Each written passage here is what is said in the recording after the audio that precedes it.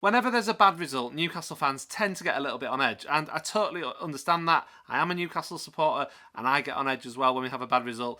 But let's just take a step back after the disappointment of the Leeds match and take a wider look at whether Newcastle United are in fact blowing this chance at Champions League qualification or not. Newcastle this season are under a new type of pressure. We've had pressure in the past from relegations, but pressure at the top is different, and it's not that it's any better or easier to deal with, it's just that it's a different type of pressure, and it's easier for people to say, well, if it goes wrong, then it doesn't really matter because obviously we're still going to end up with a good consolation prize. And that is true, but the fact of the matter is it's still hard to take when you're so close to what you want to achieve, that you're dreaming of achieving, and it feels like it's yet still so far away. It is true that we've had a few slow starts to matches, and, you know, we lost to Arsenal last week, followed by a draw against Leeds at the weekend just gone.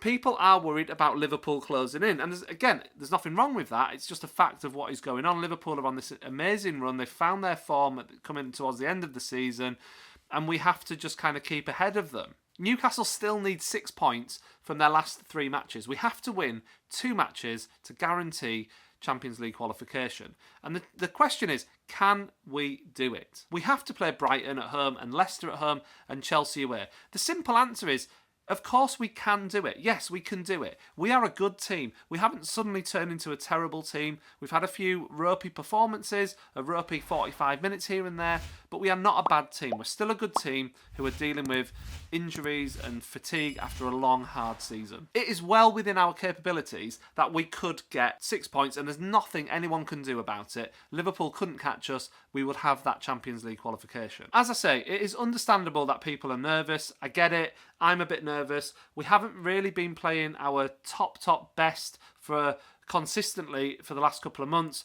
We've had moments in games. We've had good 45 minutes here and there. Southampton and Everton being recent examples of games where we've managed to put a good second half performance in and turn the result in our favour. And we've also did okay against Arsenal, all things considered. On another day, things could have gone our way. We didn't really get the rub of the green, but we didn't do badly against Arsenal. I think that's fair to say. But there are also recent matches where we've just not been at the races. Villa and Leeds away are the 2 games that stand out as just poor performances all round. And we cannot have any more of them going forward in the last 3 games. That is the key point here.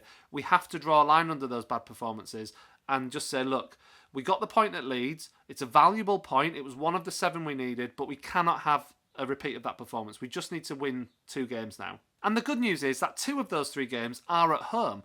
And yes, one of them's against Brighton, who are a great team in doing very well, but their form has been a bit patchy recently as well. They've had tremendous results against Arsenal and Man United, but then they've lost heavily to Everton and they lost to Forest. So although Brighton on their day can be fantastic, they can also have moments, clearly, like we do, where they're not at their best. And look, if we can play anywhere close to our best on Thursday night against Brighton, and they're having a bit of an off night, then that goes in our favour. The key is we can't have an off night. If we're at our best and Brighton are at their best, we'll see what happens. I think it comes down to the midfield, and we are missing Longstaff. It's become evident that that is seriously an issue we've got, coupled with Bruno's injury that he's playing through. He's playing through the pain barrier. If we'd had qualification for the Champions League sewn up already, Bruno wouldn't be in the team right now. But he is doing he's doing the best he can at 70% fitness or whatever he is. He might even be worse than that. We don't really know how serious it is. I imagine there's probably painkilling injections going on and that sort of thing. And he is doing his best. But Bruno's not even at his absolute peak level, and that is having an effect as well as Longstaff being out. We'll see what Howe does. I think he has struggled, Howe, that is. I think he has struggled with the balance of late, and I think that he can't quite get that midfield balance as he would like it, due to the Longstaff issue, of course. But if he can get it right in the 2 games that remain at home, then that should be enough to see us into the top 4. I'm not saying it's going to be easy, but it is absolutely possible. And I don't feel like we should be too upset or down or worried about anything right now. We also have, remember, the in-form striker in the league in Callum Wilson. He's been phenomenal in April and May so far, and he got us out of jail twice with 2 amazing penalties against Leeds. Very, very calm, very composed finishing from Callum Wilson. If we can just keep him going, we have a chance in any single game that we play. The other factor is we have to make the atmosphere on Thursday at St James's absolutely, you know, we want to make it unwelcoming for Brighton. It needs to be a great atmosphere, the crowd and team pulling together, not just for 10 minutes at the start of the match, but for the full match. We just need to be absolutely on it. Even if Brighton score first, we need to keep going. We need to keep that atmosphere turned up, and we need to kind of give the players the inspiration and energy from the crowd. I think we have to start well against Brighton. It's absolutely paramount that we do that. If we don't, then if we don't get off to a flyer, then we are going to be in trouble, because Brighton are a good team and they will punish us. But if we do get off to a really good start, I think there'll be no stopping us on Thursday night. I really do have that feeling about the game. But the bottom line is this: the Champions League qualification was never ever going to be an easy, straightforward thing. It just doesn't happen like that when you're at the top end of the league. Teams around you win a lot of games, so you have to keep that pressure up by winning your own and getting your own results. And let's be honest, we have done that, really. Even though we've had a couple of poor results of late, we've also won a lot of games over the last couple of months, few weeks.